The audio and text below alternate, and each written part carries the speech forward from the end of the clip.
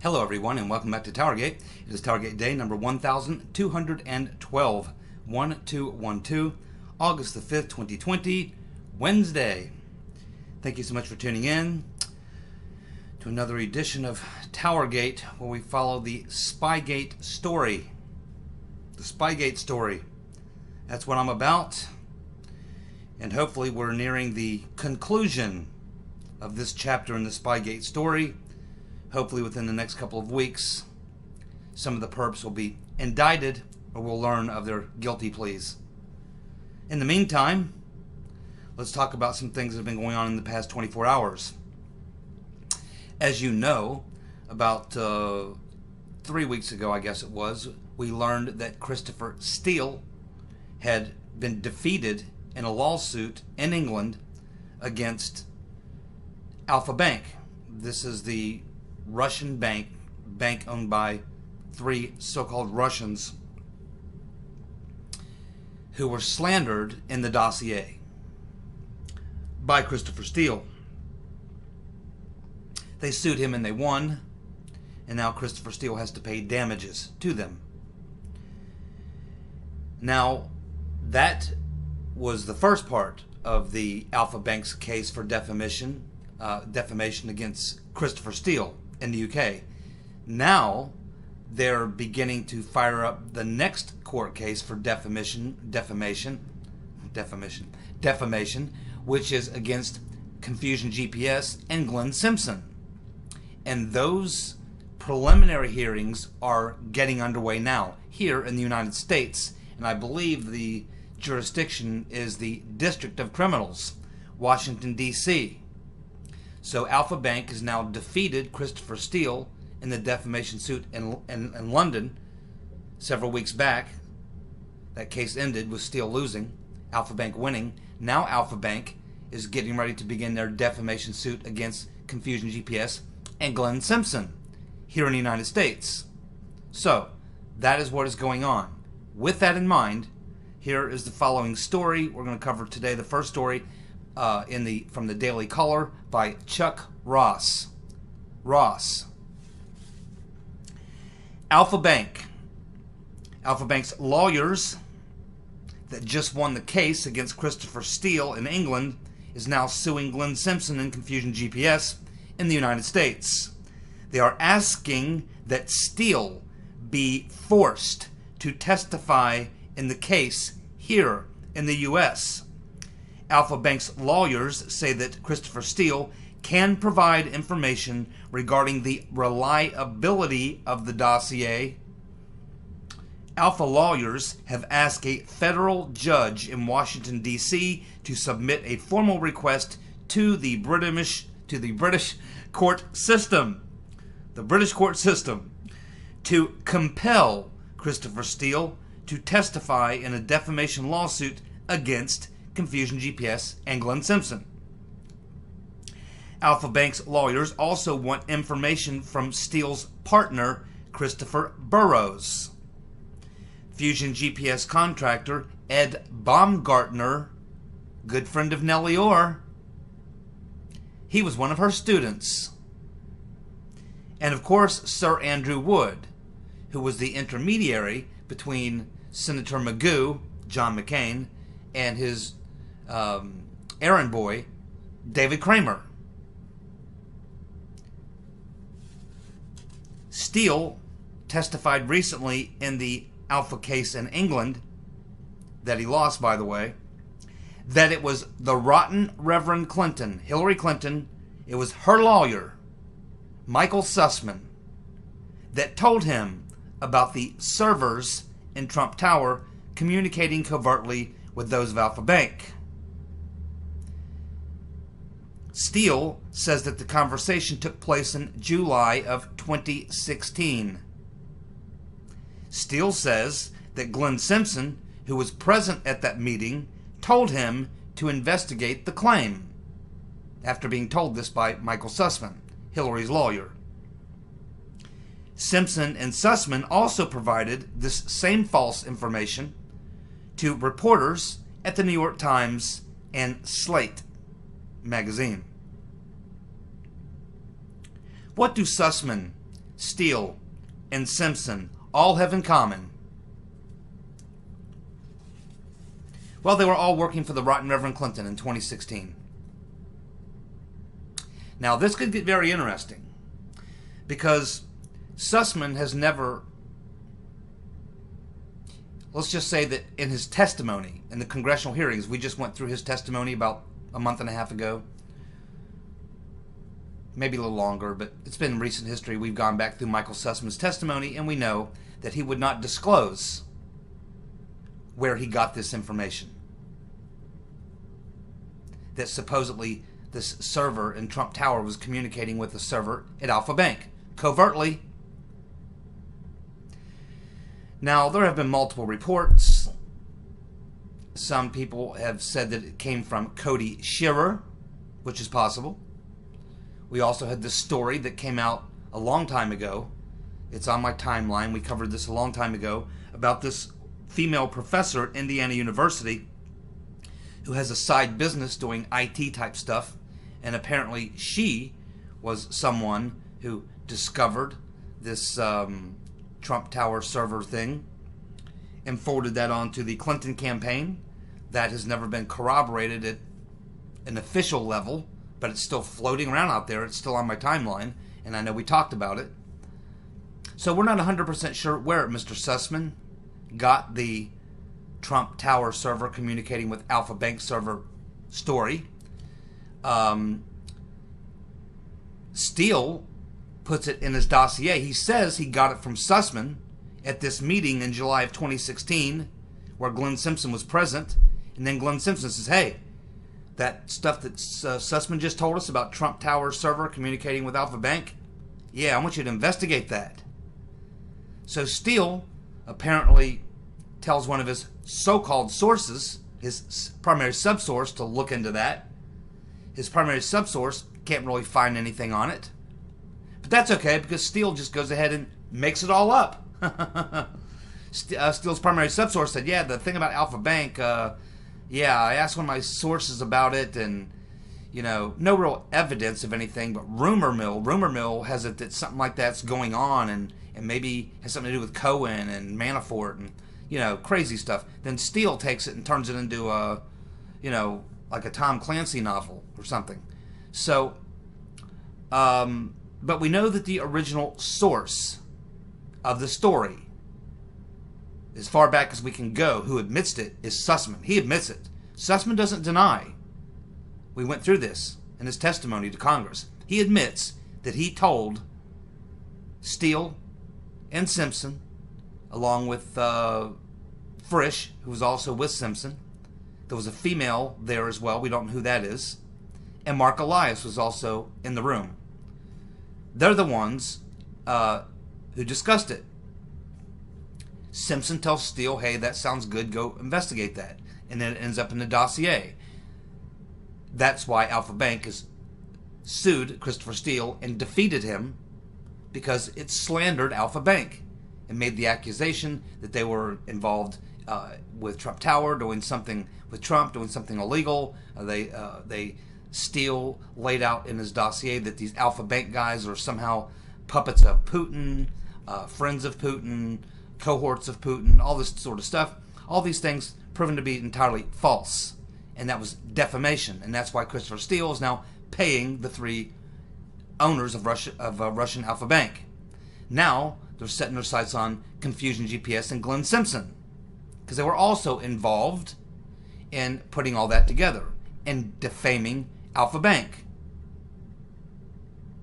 Now, if we follow this through to its logical conclusion, it would only seem to make sense that if the original information, as far back as we can know for sure from who's admitted to it, that would be Sussman.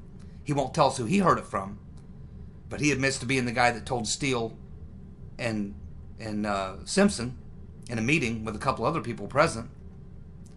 We know that as soon as Alfa Bank gets done with Glenn Simpson and Fusion and ends up defeating them, and they end up paying Alfa Bank damages as well, just like Christopher Steele, because they're going to lose. They were a participant in defaming Alfa Bank, so they're going to lose their defamation suit as well. They'll probably settle out of court, probably won't even go to court because it's such a slam dunk. And Steele was just defeated. Fusion GPS would be fools to, they'd be better off just to try to, work out an arrangement. Because if they beat Steele, they're certainly going to beat Fusion GPS. Because it was Fusion GPS that told Steele to put the Alfa Bank stuff in the dossier. Right? Logical conclusion. That's the next place you go. And where do you go next if you're Alfa Bank? Well, you go to the guy who gave it to Steele and Simpson. That would be Michael Sussman, Hillary's lawyer. Now, when you get down to Sussman, Hillary's lawyer, he's going to be asked, where did he get the information? He'll be compelled to answer. And if he doesn't, he's probably looking at, you're looking at the amount of damages against him going way, way, way up. Because I don't think Sussman can give up his source. And I don't think even if he had to, that he would give up the truth. If it is Cody Shearer, he would never say it. Because that directly would implicate the rotten Reverend Clinton.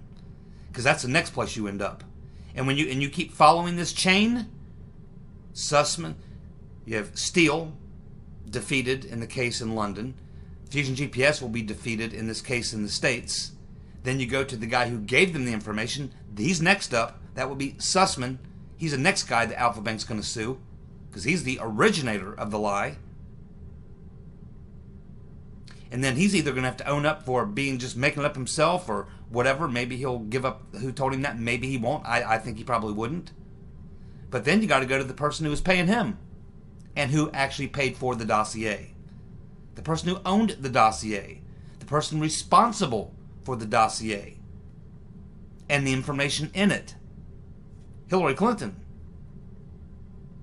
Ultimately, Alfa Bank was a target of Hillary Clinton.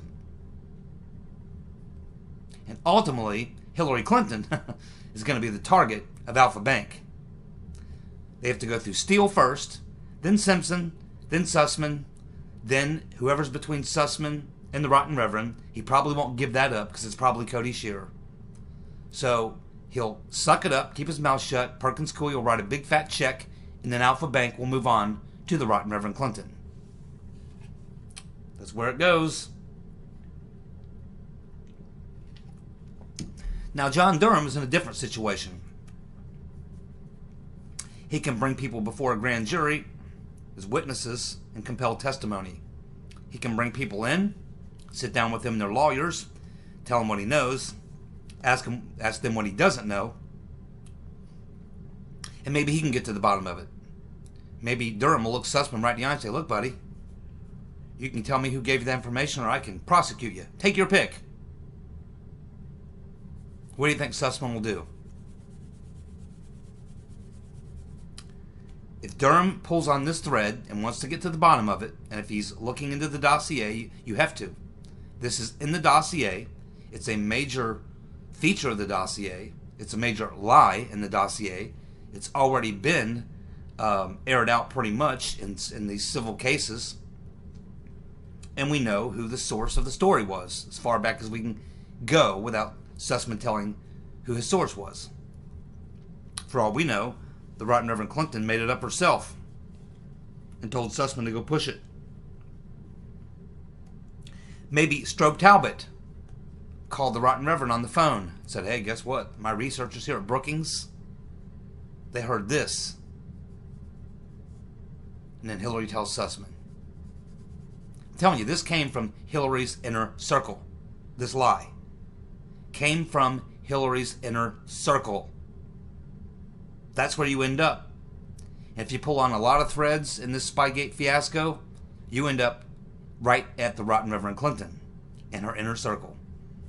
Everybody was working for her, on behalf of her, hoping that once she won the election, she would repay them with some cushy government job or contract.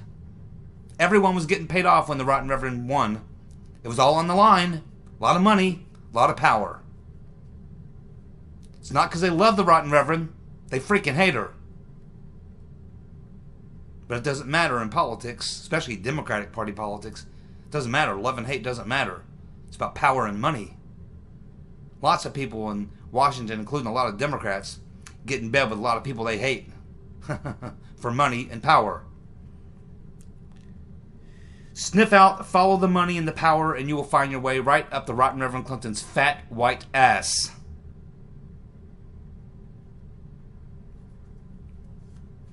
Which is where this plot was cooked.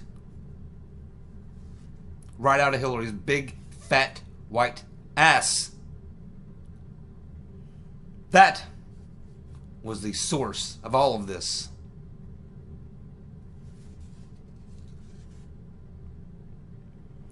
So, we'll continue to watch this as it plays itself out. I would be very surprised if Fusion GPS actually goes to trial. They just beat Steele pretty quickly. Wasn't even a tough decision. And the judge excoriated Steele on top of that.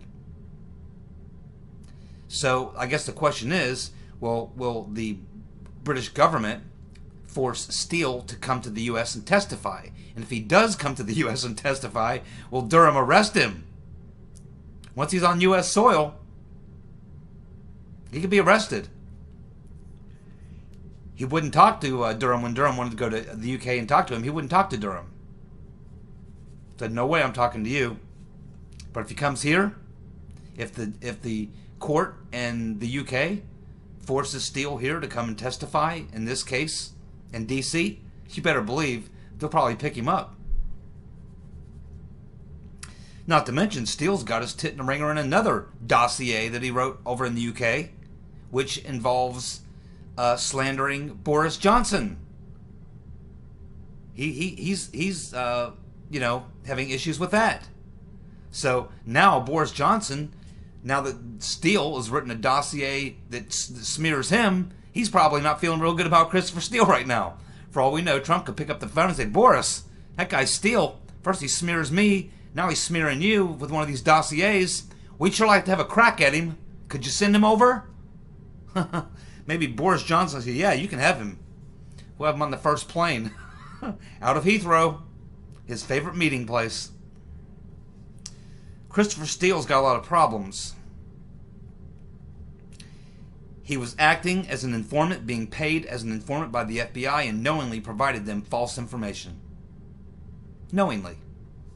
Unless he's going to say, no, actually it was all lies, and I told them that. I told them they'd have to verify it. That's what he's going to say. That's why I say it's going to be a finger-pointing contest. The FBI is going to use Steele as the scapegoat. And they're hoping that because he's in London, that they can use him as a scapegoat, but they won't have to worry about him counterattacking because he won't be brought back here to testify. But I'm telling you, if Durham wants the guy, he'll get him over here. I mean, we have an extradition treaty with the UK. And if Durham indicts his ass, he'll be extradited back over here. And he should be. He absolutely should be. And he did more than just that. And it's the reason he did it. Christopher Steele, I'm telling you, he's got a lot of problems. He's got a lot of people wanting to, you know, take a chunk out of his ass right now. And his bank account. You know, Alfa Bank is hitting him on the financial side. And Durham is probably looking to hit him on the criminal side. And my guess is his friends are distancing themselves from him. Sir Andrew Wood, Hannigan, all these people. They're not going to testify on Steele's behalf. They're just hoping they can avoid getting hit by the wrecking ball when it comes their way. Because they know what's coming. And Steele's right in the middle of it. He's a hot potato right now. He's radioactive. People are probably staying away from him. We'll see what happens. Mr. Sussman's another one that's got a lot of questions to answer. He not only pushed this directly to Christopher Steele and Fusion GPS, he walked over and gave it to General Counsel James Baker at the FBI, Comey's FBI lawyer.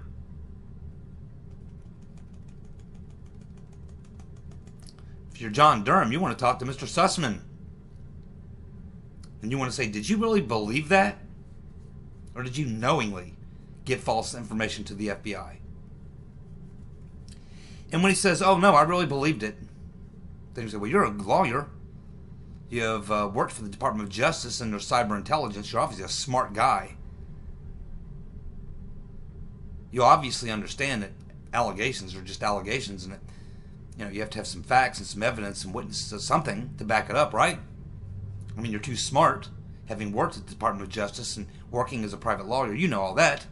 So what was it? What evidence did you have that it was true? Or did you just go take complete hearsay and run with it? You see, Michael Sussman has a lot of very difficult questions to answer. And in front of a jury, there's no way they're going to believe. No way they're going to believe him if he tries to lie. Oh yeah, man, I thought it was all legit. Really? Prove it. He can't.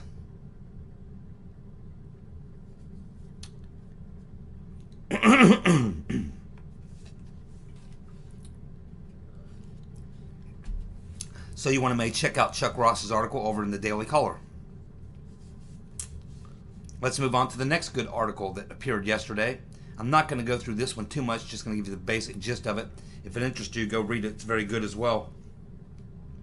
And it's things you already pretty much know, but basically it's Molly Hemingway writing at the Federalist, thefederalist.com, and the title of her writing is Media Silent as Christopher Steele, Hero Status, Spy Master, Narrative Crumbles. She does an excellent job. Molly Hemingway does an excellent job of pointing out what is obvious to all of us, is that when they were trying to sell the Trump-Russia hoax, Christopher Steele was like super spy. He was like the James Bond. There's actually one article that's written why we should be thankful and honor Christopher Steele for informing all of us of what a low-down, dirty son of a bitch that Trump is. And a traitor. We should thank him and honor him. Build a statue. Or whatever. She lays out specific journalists and articles that they wrote, pushing Steele's garbage, making claims in their stories, such as high-ranking government officials, intelligence officials that back up what Steele's. All of their articles did everything they could to try to make it sound like Steele's garbage was absolute gospel. Based on sources, based on Steele's credibility. That's right. And they won awards for writing these stories, which were all garbage. They never had any sources at all to back up any of it. And we now know that. It was all lies. New York Times, she nails them. She nails the Washington Post, the Guardian. She just goes down the list. The New Yorker magazine is the article I was talking about. She lays out the journalists, the specific articles, specific things they said in them articles, specific quotes they made. Molly Hemingway basically lays these people to waste. Destroys them. Now we can either think that these are very lame journalists or very dishonest journalists. Now these are professional journalists who went to journalism school, who know that you're supposed to get sources to back up the things that you say when you say they are facts.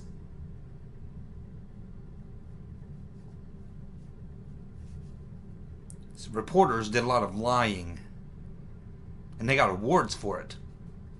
They should be giving them awards back.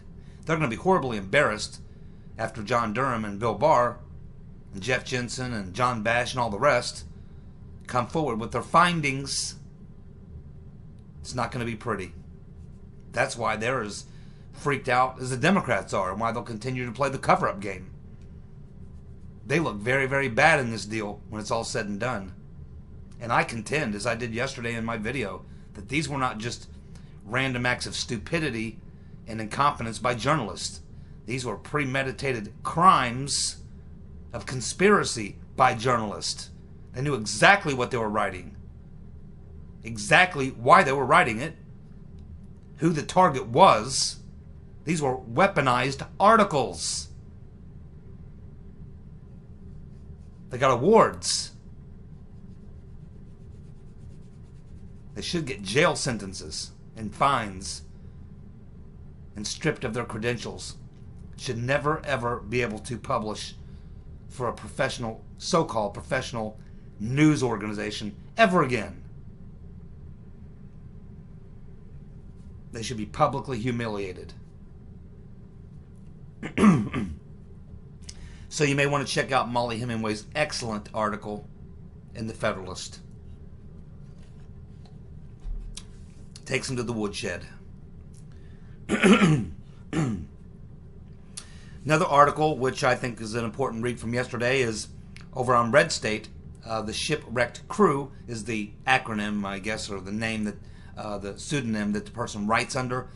Whoever, I don't know if it's one guy or two guys or four guys, I don't know how many people it is, but they're obviously former DOJ lawyers. That's who these guys are. Because they reference sometimes the fact that their experience is that they worked at the Department of Justice. So these are some former DOJ guys who write a lot of really good articles covering the Spygate story over at Red State. They call themselves, or it calls themselves, whoever it's one or more, I don't know, Shipwrecked Crew. And this particular article is an article they're writing suggesting that with their experience or his experience as a DOJ employee, that the people who say that Barr and Durham are just going to do nothing more than write a report and not really hold anybody accountable or file charges or indictments or anything like that or whatever.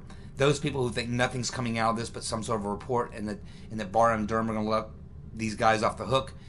Shipwrecked Crew is making an argument stating otherwise. And I agree. I do agree. And I've been saying that for a very long time. You just can't. This story's too big. The crime's too big. Too many people know about it. There's too much evidence in the public domain. You can't just sweep this under the rug. So they have no choice, really. But Durham, I don't know about Durham. We don't ever hear from Durham. He doesn't talk. But Barr does. And he's made it perfectly clear in interview after interview that no, it's a criminal investigation. And yeah, they are looking to take action against people who committed crimes. And Barr's already said, oh yeah, they spied on the Trump campaign. Yeah, that's a crime. Barr's already said that there was no reason for them to continue with what they were doing after February 2017. They'd already debunked everything. Yet they continued. We've already seen Barr's Department of Justice. He appoints Jeffrey Jensen, who comes in and blows up the Flynn case, and now the DOJ has dropped the case against Flynn. Now, of course, idiot Judge Sullivan and his whack jobs from lawfare are going to try to keep this thing going till November because they're terrified about what Michael Flynn's going to say once he's a man who's free to speak. They know he knows a lot of things. And once he's free to speak, he could say some very damaging things to Democrats and to Obama personally, and Susan Rice and others in the area of foreign policy. He knows some things, particularly about the Iran deal, things that no one else knows, that were never made public. They want to keep him tamped down and shut up. And if Judge Sullivan has to fall on the sword and destroy his career, he'll do it. They just need to drag it out until past the election. That's the goal. They know that Flynn's going to win this deal. The DOJ is not going to prosecute. Therefore, if the DOJ doesn't prosecute, a judge cannot bring charges and prosecute somebody. It has to be the Department of Justice. So the game that they're playing is simply a delay tactic against Flynn because they don't want him free to speak. But the damaging things that he can say based on all that he knows. And you got to know that he knew what was going on back on that January meeting when they came in and talked to Trump to set him up, because Flynn's too smart for him not to have figured out that there was something fishy about that so-called counterintelligence briefing with Pientka. Something very, very fishy. I'm sure Flynn smelled that out. So he knows a lot of things. And that's what they're trying to do, is just delay Flynn from being able to speak until after the election. They're hoping that they win the election so they can go after him again. Because if they win the election, Barr is fired and Flynn is back in jail or headed to jail. They'll just cancel everything previous to that, and they'll go right back to the sentencing hearing and sentence him and put a gag order on him. That's what they'll do. So, anyway, this article in Red State by Shipwrecked Crew, you may want to take a look at it. He does make quite, or they, whoever they are, makes quite a few points about why they or he believes that Barr and Durham are going to take action. Along with, remember, you got Jeff Jensen, now you got John Bash, all looking at different parts of this. And probably the most interesting thing that I think came out of this article that I did not know was what specifically Jeff Jensen's looking at now. The only thing we knew is that Barr brought in Jeff Jensen from Missouri, U.S. Attorney, who has the exact same powers as Durham, just like Bash. And Bash is another guy you would want on your case. I was watching a press conference with him the other day. He looks kind of young, but you can tell he's very aggressive. You would not want this guy, sniffing around you at all. He's very aggressive. All three of these prosecutors, Jeff Jensen's the same way. Take a look at his pick. Look at that guy. There's only one pick of him that I've seen, and that he's got the look on his face of someone who's very, very serious. Not the type of guy you want sniffing around you at all. So Durham selected Barr selected three very hardcore Republican U.S. attorneys who are outside the system. None of these guys have a history of operating in D.C. or being around D.C. or being part of the swamp crowd. These are all people, Bash from Texas, Jensen from Missouri, Durham from Connecticut. These guys are pretty much outside the swamp. They're all Republicans, and they're all hardcore law and order type guys. And we know Jeff Jensen has no problem making the FBI and DOJ look bad, because as soon as Barr put him on the case, he dug out documents that nobody's been able to get, provided them to Sidney Powell and the court and the DOJ, and Barr released them. It was Jensen's work that ended the Flynn situation. He works fast, and he's obviously very good and very thorough. And we know now that after doing such a good job on the Flynn issue, Barr asked him to stick around and help join the Durham team and work with and alongside Durham on a more specific, broader issue. I didn't know exactly what that was. I just thought the general Crossfire Hurricane or coup or whatever. But now we know from this article specifically what he has Jensen looking at. My friends, Barr has Jensen specifically looking at investigating Uncle Bob the Executioner and the special counsel investigation. That's what Jensen's working on right now. He's looking into the witch hunt, the Mueller coup attempt. And there's a lot there. Jeff Jensen will be busy. Because Barr has already said, hey, after February 2017, this thing should have been shut down. There was no reason to continue forward. Yet, Uncle Bob the Executioner continued for 2 more years, pretending there was a Trump-Russia investigation, when it was dead 3 to 4 months before he even walked in the door. They had it figured out in February. Uncle Bob doesn't come along until the middle of May, by which time they knew it was all a hoax. And who comes over to join the team? Peter's been stroking us, who had just written 3 months ago in a memo how all these allegations made by various news outlets, specifically the New York Times, is what he was referring to, was all bullshit. You see, Uncle Bob's got a lot of problems. So we have Barr saying it was spying. He's appointed 3 head U.S. attorneys, plus there's 7 or 8 other U.S. attorneys working under them, plus God knows how many other people from what other agencies we don't know. As I just mentioned, Barr said there was no reason for the FBI to continue to investigate after February of 2017. Barr publicly disagreed with the Part 2 of the Mueller report, the part that talked about obstruction. Jeff Jensen, of course, is investigating the Mueller witch hunt. Of course, it was Jeff Jensen who blew open the Flynn case and is the reason why the DOJ has dropped charges against him. AG Barr basically disagreed with the length of the Stone sentencing. You have John Bash looking in the unmasking, as well as the 702 queries, which were 85% illegal. We already know there was a lot of crimes committed because Judge Collier already did an investigation on that. He just needs to read her report.